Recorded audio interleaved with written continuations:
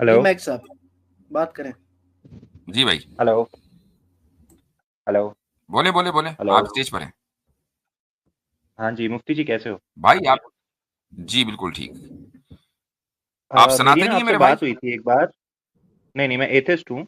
मेरी आपसे एथिस्ट बात है। हुई थी। हाँ, और आपने ना एक पॉइंट पहले बहुत सही सनातनी बोला था थे जो ना? उस टाइम पे मैंने।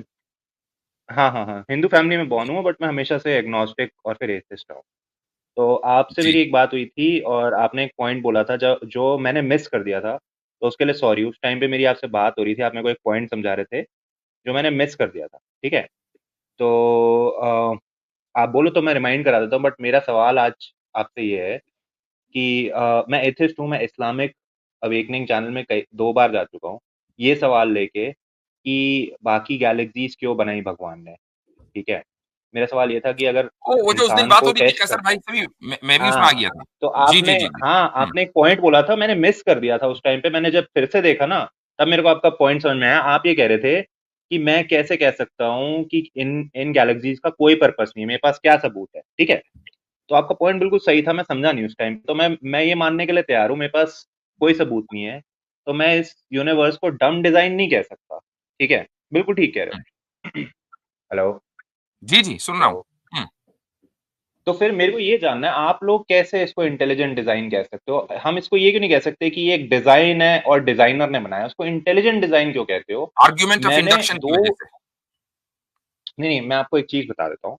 मैंने 2 से 3 बार ये सवाल पूछा है, मेरे को अभी तक ना एक भी आंसर नहीं मिला है किसी से भी, आमिर से, अली से, ना आपसे, कि बाकी गैलेक्सीज़ हमारे सोलर सिस्टम या हमारे प्लैनेट को कैसे इम्पैक्ट करती हैं, क्यों आर्ग्यूमेंट ज़रूरी है वो? इंडक्शन की वजह से मैं बता रहा हूँ। आपने, नहीं नहीं, होल्ड ऑन, आप अब आपने सवाल बदल दिया। अब आप ये कह रहे हैं कि दूसरी गैलेक्सीज हमारे सोलर सिस्टम को या हमारे वर्ल्ड को कैसे इंपैक्ट कर रही है, ये एक अलग मसला है। दूसरा मसला क्या है कि हम इसको, इस ग्रैंड डिजाइन को इंटेलिजेंट डिजाइन कैसे कह रहे हैं। ये दो अलग अलग चीजें हैं। तो जो आपका पहला सवाल है उसका जवाब उसी स्ट्रीम में, शायद आप इस्लामिक अवेकनिंग पे थे या कैसर भाई के चैनल पर थे, जहां भी थे वहां आपको मिल गया था और आपने खुद इस बात का एतराफ किया था।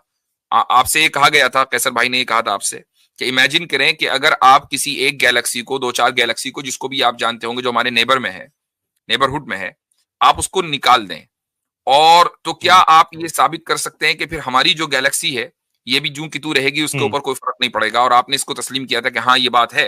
यानी हर गैलेक्सी को दूसरी गैलेक्सी से किसी ना किसी अंदाज में सपोर्ट मिल रहा है, चाहे वो ग्रेविटेशनल हो, कुछ भी हो। साइंस इस चीज को तस्लीम करती है। ये एक अलग मसला है। दूसरा मसला क्या है कि हुँ, हम इस पूरे डिजाइन को, जबकि हमें दूसरी गैलेक्सीज जो बहुत दूर है, कि जहां तक हम, हमारी अकल अभी तक नहीं पहुंची, हमारा इल्म नहीं पहुंचा, हम सिर्फ जानते हैं कि हाँ गैलेक्सियां हैं, लेकिन ये नहीं पता कि उसमें क्या है और न वहां हम पहुंच सकते हैं आज की तारीख में। हुँ, तो हम उसको हुँ, जाने बगैर ये कैसे कह सकते हैं कि ये इंटेलिजेंट डिजाइन है? ये आपका दूसरा सवाल है। इसका जवाब बिल्कुल, ये है बिल्कुल। कि हम इसको, आप आर्गुमेंट ऑफ इंडक्शन समझते हैं? मतलब नए चलिए कोई एग्ज़ाम्पल बात के नहीं, साथ आप समझाओगे तो आप शायद ही मुझे समझ में आ जाए। बताइए कि इस दुनिया को इमेजिन करें, ये जो दुनिया है जिसमें हम रह रहे हैं, जिसको हम जानते हैं, इसको आप इंटेलिजेंट हुँ, डिजाइन मानते हैं? नहीं, मैं नहीं मानता।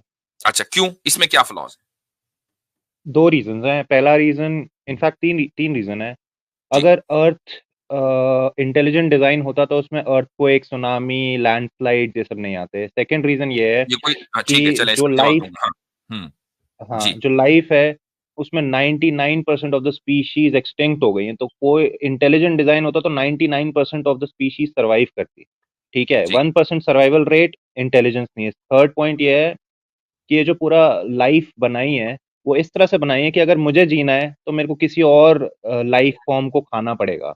अगर शार्क को जीना है, तो उसको फिशेज़ को खाना पड़ेगा। तो जो पूरा सिस्टम बनाया है, वो ब्रूटैलिटी पे बनाया है। अगर इंटेलिजेंट डिज़ाइनर होता, वो बोलता है एक नॉन लिविंग थिंग दे देता हूँ as a source of food, तुम ये खाओ, एक दूसरे को मत खाओ।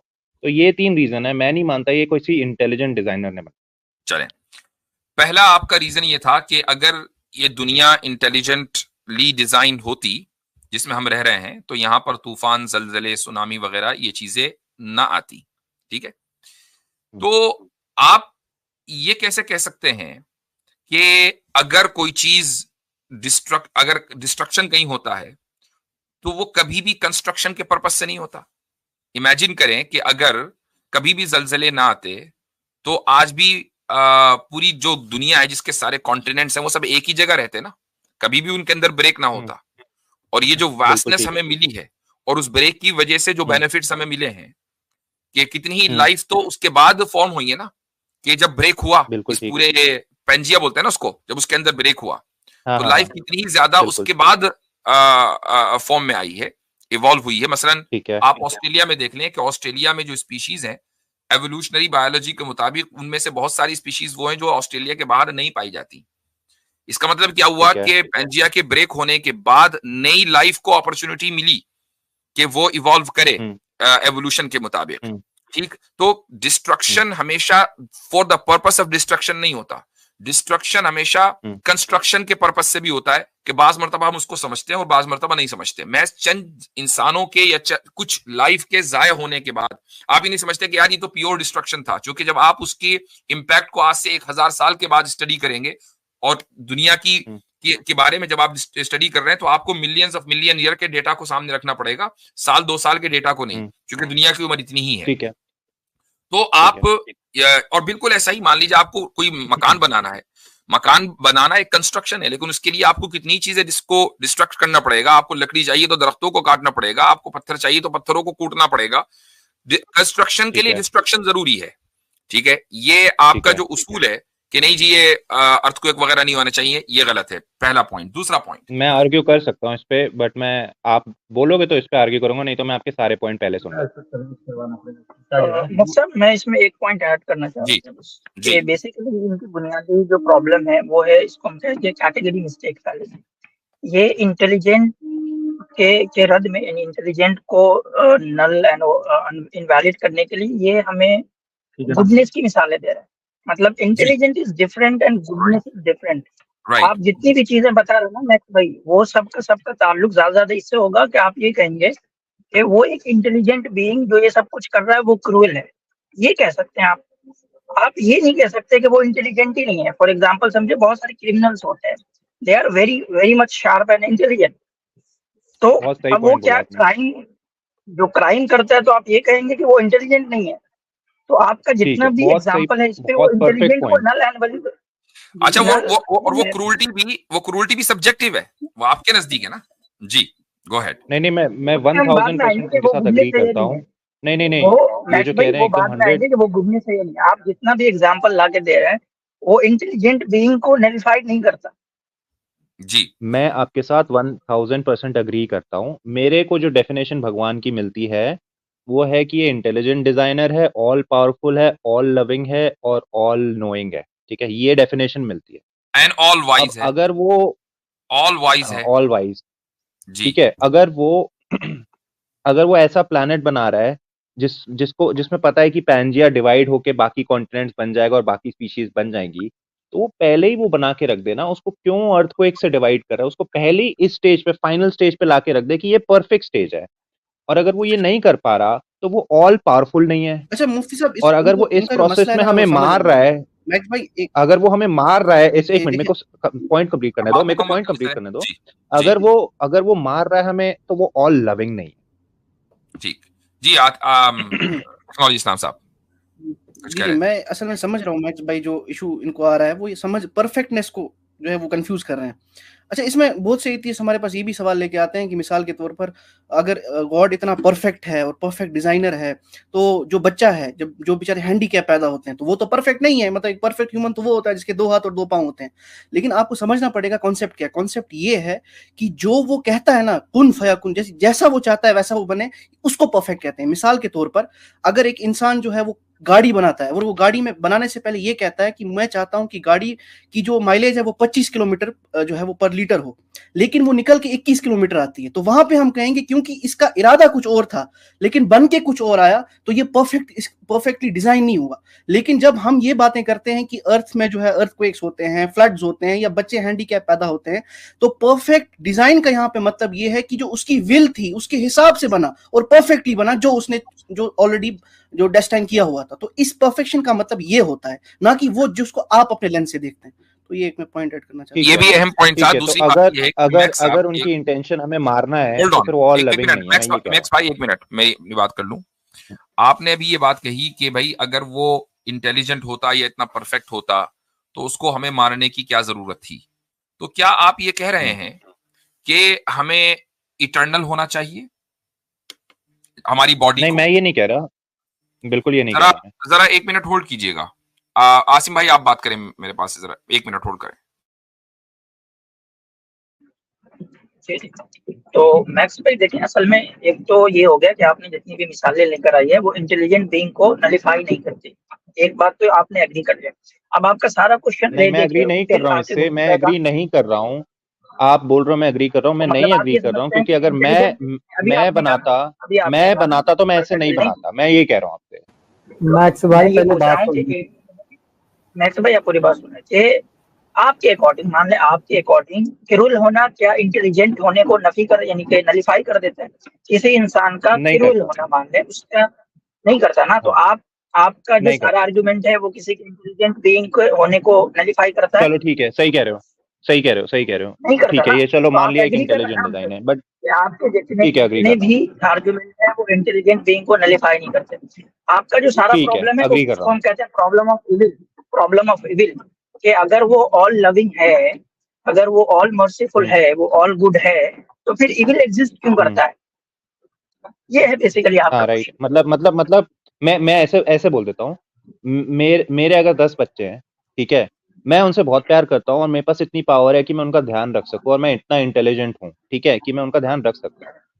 तो उनमें से अगर मैं 9 बच्चों को मार डालूंगा किसी वजह से, तो मैं या तो उनसे प्यार नहीं करता, या मैं बेवकूफ हूँ, इंटेलिजेंट नहीं हूँ। बट मैं तो इंसान हूँ। अब आप गॉड की जब बात करते हो, एक मिनट, सेंटेंस कंप्लीट करने दो, सेंटेंस करने दो।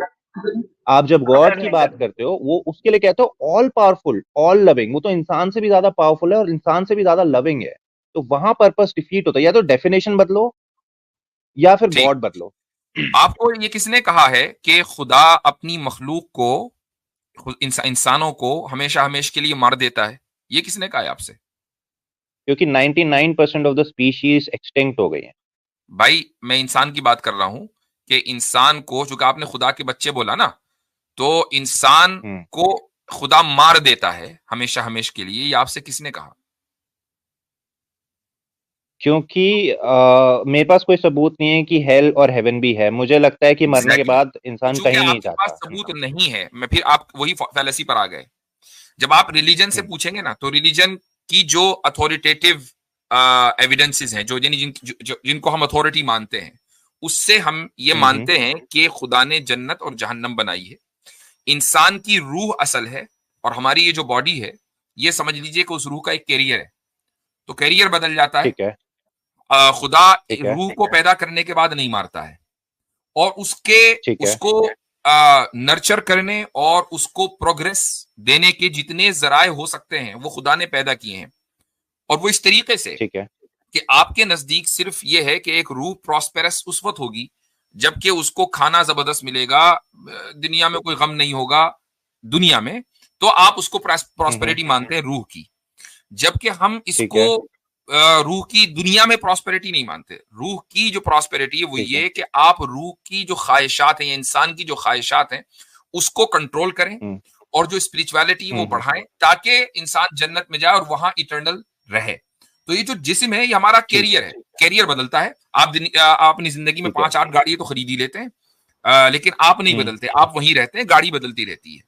तो जब ये हमने मान लिया, अब आपका ना, एक मिनट, आपका पॉइंट रिपीट करता हूं। हाँ, एक मिनट, मैं अभी बात मुकम्मल नहीं हुई। एक बात तो ये है, दूसरी बात ये है कि हमारी बात खुदा की क्रूरटी या उसके रहम पर नहीं हो रही है, हमारी बात खुदा के इंटेलिजेंट डिजाइन के ऊपर हो रही है। जब आसिम भाई ने आपसे ये बात कही कि आपने दोनों को मिक्स कर दिया, तो फिर हम उसी पर रहे ना। अगर हमें बात करनी है प्रॉब्लम ऑफ ईवल पर, तो एक अलग डिस्कशन है। आपको बात करनी है कि खुदा ने इंटेलिजेंट डिजाइन किया है, तो हम इंटेलिजेंट डिजाइन पर बात करेंगे ना। फिर क्रूरटी आप कहां को ले आते हैं बीच में? ठीक है, चलो ठीक है, मैं आपका ना पॉइंट समराइज करता हूं जो मुझे समझ में आया। आप कह रहे हो कि हम एथिस्ट हेल और हेवन में नहीं मानते, ठीक है, बट आप मानते हो क्योंकि आपकी जो एविडेंस है वो, मतलब आप कह रहे हो भगवान है, इंटेलिजेंट है, ऑल पावरफुल है, ऑल लविंग है, हेल है, हेवन है, ये सब एक बुक में लिखा है, कुरान, इसलिए आप इसको मानते हो। और आप कुरान में बिलीव करते हो कि वो बुक ऑफ अथॉरिटी है, वही वर्ड ऑफ गॉड है। अब आप एथिस्ट को कैसे यकीन दिला दो कि ये सब सच है एक बुक के अंदर लिखे हुए? क्योंकि बुक्स तो बहुत सारी हैं, हैरी पॉटर भी एक बुक है। एथिस्ट कैसे मान ले कि कुरान वर्ड ऑफ गॉड है, और वो क्यों यकीन करे कि मरने के बाद इंसान हेल में जाता है, जबकि हमें हेल का एड्रेस तक नहीं पता? ठीक, नहीं एड्रेस तो पता है जी। सही मुस्लिम साहब आए हैं, क्या हाल चाल है बड़े दिनों के बाद? अस्सलाम वालेकुम पैनल को। वालेकुम सलाम व रहमतुल्लाह, खैरियत से हैं? जी जी जी, बहुत अच्छा डिस्कशन चल रहा था, तो मैंने सोचा मुझे ज्वाइन करना। जी जी जी, अच्छा आप इसमें कुछ ऐड करना चाहें तो कर दें जी, कबल इसके हम आगे बढ़ें। जी बहुत सारे पॉइंट्स हैं इसमें तो ऐड करने के लिए। तो चलें, तो मैं एक्चुअली ये सोच रहा था कि जैसे अभी इनसे बात चल रही थी ना, तो इंटेलिजेंट डिजाइन की जब मैं बात करता हूँ, सबसे पहले मैं सपोज मैं खुद को ही देख लूँ, मेरा जो ईयर है कुछ दिन तक एक सेकंड मैं रोकूंगा, मैं एक सेकंड आपको रोकूंगा, सॉरी। हाँ, मेरी ना आपसे मुफ्ती जी बहुत सही बात चल रही थी, अगर मैं सबसे बात करूंगा ना हमारी पूरी स्ट्रीम मतलब पूरी बात इधर उधर होगी। मेरे भाई आप सबसे ना बात करें। हाँ, मैं इनसे बात कर लेता हूँ, मैं इनसे बात कर लेता हूँ। हाँ, मैं इनका पॉइंट सुन लेता हूँ, बट मैं वापस आपके आप पॉइंट सुन ले उनका, आप बात मुझसे कर। हाँ, सुन लेता हूँ, फिर मैं आपसे ही बात करूंगा। हाँ, मेरा जो पॉइंट ये है कि जो सेल है जहाँ से लाइफ इवॉल्व होती है, वो कब ये डिसाइड करता है कि मेरे को डिजाइन ऐसा बनाना है। सपोज मेरा जो ईयर है, ईयर का जो पूरा मैकेनिज्म है, उसमें जो टिम्पैनी है, उसके जो अंदर सेल्स है, अंदर जो इतने बारीक बारीक जो हेयर पार्टिकल्स हैं, मेरे सेल ने कैसे डिसाइड किया कि मेरे को ये ही डिजाइन चाहिए? इसका आपके पास कोई जवाब है? और वो किसी और जवाब नहीं है। हाँ, और वो किसी और स्पीशी में वो सेम डिजाइन नहीं होता है, वो डिजाइन डिफरेंट हो जाता है। तो उस डिजाइन को मतलब चॉइस कैसे मिला, ये मेरा पॉइंट है। मैं बता देता हूँ, इसका आंसर मैं बता देता हूँ। ये एवोल्यूशन में समझाया गया है, बट आप फिर पूछोगे, अब मेरे को पूरा बोलने देना। जी जी। फिर आप पूछोगे कि फिर वो पहला सेल कहाँ से आया, पहला सेल वो कहाँ से आया, तो उसका जवाब हमें नहीं पता, साइंस को नहीं पता। इसका जवाब है वी डोंट नो। बट हमें अगर नहीं पता ना, तो हम बोलते हैं कि हमें नहीं पता। अच्छा एक बात बताइए, चलिए ठीक है, एवोल्यूशन तो ठीक है ना? मेरे हिसाब से ठीक है। ठीक है, आप देखें, आपने हमें एक बात कही कि यार आप लोगों को, आप एथीस्ट को कैसे समझाएंगे कि कुरान जो है वर्ड ऑफ गॉड है, हैरी पॉटर की किताब भी तो एक किताब है। क्यों? इसलिए कि आपको नहीं पता। एवोल्यूशन को आप मानते हैं, जबकि फर्स्ट सेल कहां से आया आपको नहीं पता। बिग बैंग को आप मानते हैं, बिग बैंग को कॉज किसने किया? नहीं, मैं नहीं मानता बिग बैंग। चलो आप नहीं मानते, बहुत सारे एथिस्ट मानते हैं, बहुत सारे एथिस्ट मानते हैं कि जी बिग बैंग हुआ, कॉज क्या है उसके पीछे नहीं पता। तो जब नहीं पता और इसके बावजूद आपने बहुत सारी बातों पर आप ईमान लाए हैं, इसको भी ईमान बिलगैबी कहा जाता है बाय द वे। ठीक है, तो यही सवाल फिर आप अहले मजहब से, मजहब वालों से क्यों करते हैं? ये एक तरह का कॉन्ट्रडिक्शन है अप्रोच में। बहुत सही सवाल पूछा आपने, बहुत सही सवाल पूछा आपने, बहुत। लेकिन मैं आपको उधर ले जाना चाहूंगा जो इंटेलिजेंट डिजाइन के ऊपर बात हो रही थी, तो ताकि हमारी जो गुफ्तगू वो कहीं उधर उधर न चली जाए। देखिए, आपने ये कहा कि ये सारी बातें जन्नत, जहन्नम, कयामत वगैरह तो किताब में लिखी हुई हैं, तो आप एक एथिस्ट को कैसे समझाएंगे? हम एथिस्ट को जब बात करते हैं तो शुरुआत यहां से नहीं करते कि जन्नत है, न शुरुआत यहां से करते कि आखिरत है, शुरुआत यहां से करते हैं कि खुदा है। अगर मान लीजिए, और लॉजिकली इसको साबित करने की कोशिश करते हैं और करते हैं, लॉजिकली अगर ये बात साबित हो जाए कि खुदा है, तो जो बाकी चीजें हैं वो साबित करना आसान होता है, चूंकि फिर सारी चीजें जो है दे स्टार्ट मेकिंग सेंस। मिसाल के तौर पर, अगर खुदा है और उसने इस कायनात को बनाया है, और खुदा ऑल पावरफुल है जब भी तो उसने कायनात को बनाया है, वो ऑल नोइंग है जब भी तो उसने इस कायनात को बनाया है, बगैर नॉलेज के आप कुछ भी नहीं बना सकते, कोई काम करेगा ही नहीं कुछ भी। तो जब ये सारी चीजें हैं तो जाहिर है कि उसके पास कोई ना कोई, उसने कोई पर्पस भी मुतय्यन किया होगा, तो इस लाइफ का एक पर्पस भी है। जब लाइफ का पर्पस है तो ऑब्वियसली है बात है कि फिर जन्नत और जहन्नम ये दोनों मेक सेंस करते हैं, जबकि लाइफ का पर्पस साबित हो जाए। हम जब आपसे ये पूछते हैं ना एथिस्ट से कि आप जिंदा हैं, ये तो आपको पता है, अनलेस ये कि आप नाइलिज्म में बिलीव करते हो तो बिल्कुल ही बात अलग है। लेकिन अगर आप अपने आप को जिंदा मानते हैं, उस लाइफ को आप ऑब्जर्व कर रहे हैं, जिंदगी आप जी रहे हैं, और हम आपसे ये पूछें कि आपकी जिंदगी का क्या मकसद है, तो आप ये कहते हैं कि आपका मतलब ये है कि एथिस्टों से हमें जवाब मिलता है कि जी लाइफ का पर्पस है सर्वाइव करना, क्या आप, अब मैं बिल्कुल आपसे सही, पूछ रहा हूँ परफेक्ट। मैक्स साहब, क्या इसके अलावा आपके नजदीक कोई दूसरा पर्पस है लाइफ का? नहीं नहीं, कोई पर्पस नहीं ठीक है है, हमारा, सिर्फ तो अब सर्वाइव मुझे एक करना। बात बताएं कि क्या इस पर्पस को आप या आपसे पहले कभी या आपके बाद कभी कोई आदमी अचीव कर पाया है या कर पाएगा? नहीं, एक्चुअली पॉइंट यही यही सबसे बड़ी बात बोली आपने कि एक्चुअली लाइफ का कोई पर्पस नहीं है, क्योंकि आप कितने भी साल सरवाइव कर लो, आगे जाके मरना ही है। तो मैं तो उससे भी आगे जाता हूँ कि लाइफ का कोई पॉइंट ही नहीं है। तो अभी तो आपने कहा कि लाइफ का पर्पस सरवाइव करना है, लेकिन अभी आपने उसको रिट्रैक्ट करके अब आप ये कह रहे हैं कि लाइफ का कोई पर्पस नहीं है।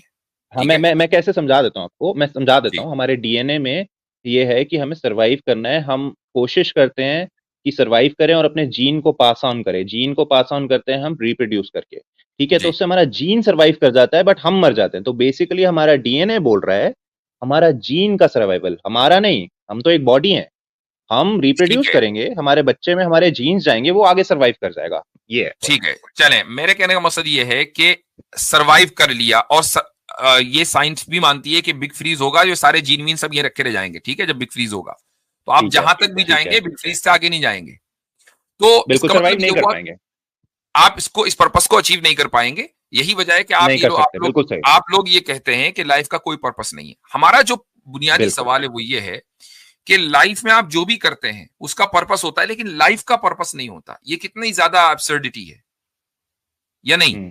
आपको ऐसा नहीं लगता कि आप मेरे पास आए, अगर एक एक हाँ, एक नॉर्मल सी गुफ्तगू हो रही है, आप अपने घर में बैठे हुए हैं, मैं अपने घर में बैठा हुआ हूं, और एक नॉर्मल सी गुफ्तगू चल रही है, उसका एक पर्पस है। ठीक है, आपको ठीक है, पैसे नहीं मिलने वाले, मुझे नहीं मिलने वाले, हमें कोई दुनियावी फायदा नहीं, लेकिन पर्पस है। तो आप ठीक है, वॉशरूम भी जाते हैं ना, तो उसका पर्पस होता है। आप लुकमा उठाकर मुंह में डालते हैं तो उसका पर्पस होता है। तो लाइफ के हर काम का ठीक अगर है, पर्पस है और लाइफ का पर्पस ना हो, ये तो एब्सर्डिटी है। हाँ, चलो मान लिया अब्सर्ड है, बट इसका मतलब ये नहीं कि ये झूठ है। इसका एक एग्जांपल देता हूँ। ये जो व्हाट डू यू मीन? सन है, क्या मैं मतलब? बता रहा हूँ ना, हाँ, अर्थ है, वो सन के आसपास घूम रही है, किस बेसिस पे घूम रही है, और ये पूरा सोलर सिस्टम एक डायरेक्शन में जा रहा है। ये अब्सर्ड आइडिया लगता है मेरे को, बट इसका मतलब ये थोड़ी ना कि वो झूठ है। मैं ये कह रहा हूँ नहीं, मैंने हमारी कब कहा बातें कि झूठ कितनी है? भी यहाँ बात झूठ अजीब की नहीं हो लगे, रही भाई। होल्ड ऑन, यहाँ चलो बात झूठ अब्सर्ड है सच की नहीं मान हो रही। लिया, हाँ, बिल्कुल नहीं तो अब्सर्ड है, बट हम गलत नहीं है। अगर यही तो बात है ना, ये फैलेसी है कि आप लाइफ की हर चीज का पर्पस सेट करते हैं, लेकिन लाइफ का पर्पस ना हो। अगर कोई चीज अब्सर्ड है, आप उसको तस्लीम कर रहे हैं, तो वो गलत होगी ना। अब्सर्ड तो जो चीज अब्सर्डिटी सही कब से होने लगी, फिर वो गलत होगी ना। यार मैं बोलता रहा हूँ ये पूरा यूनिवर्स मेरे को अब्सर्ड लगता है, बट इसका मैं मतलब ये आपकी थोड़ी ना लाइफ कि का पर्पस यूनिवर्स फॉल्स छोड़ है। दीजिए, होल्ड ऑन, मैं आपकी लाइफ का पर्पस पर बात कर रहा हूँ। यहाँ पे एक हाँ, पॉइंट ऐड करना है। असल में चलो मैक्स भाई मान देखें, लिया असल में अब्सर्ड ये जो है, प्रॉब्लम है, बट हम रुक जाए मैक्स साहब, रुक जाए। तो असल में जो प्रॉब्लम है ना, वो मॉडर्न माइंड का है कि आपने अपने माइंड को ऐसे ट्रेन किया है कि वो किसी भी मेटाफिजिकल पर्पस को मानने को तैयार ही नहीं। तो बेसिक इस चीज को आप फिक्स करिए। आपने क्या कर रखा है, पहले ही रूम से जो है ना रेड कलर को बाहर कर दिया, और आप कह रहे हैं कि मैं मानता ही नहीं कि रेड कलर एग्जिस्ट करता है। आपने पहले ही उसको गेम से बाहर कर रखा है, और आप कहते हैं कि हमें मानना नहीं है कि रेड कलर एग्जिस्ट करता है। आप पहले मेटाफिजिकल पर्पस के पॉसिबिलिटी को घर के अंदर लाएं, तो रूम में लाएं, उसके बाद उसको नलीफाई करें कि ये एग्जिस्ट नहीं करता।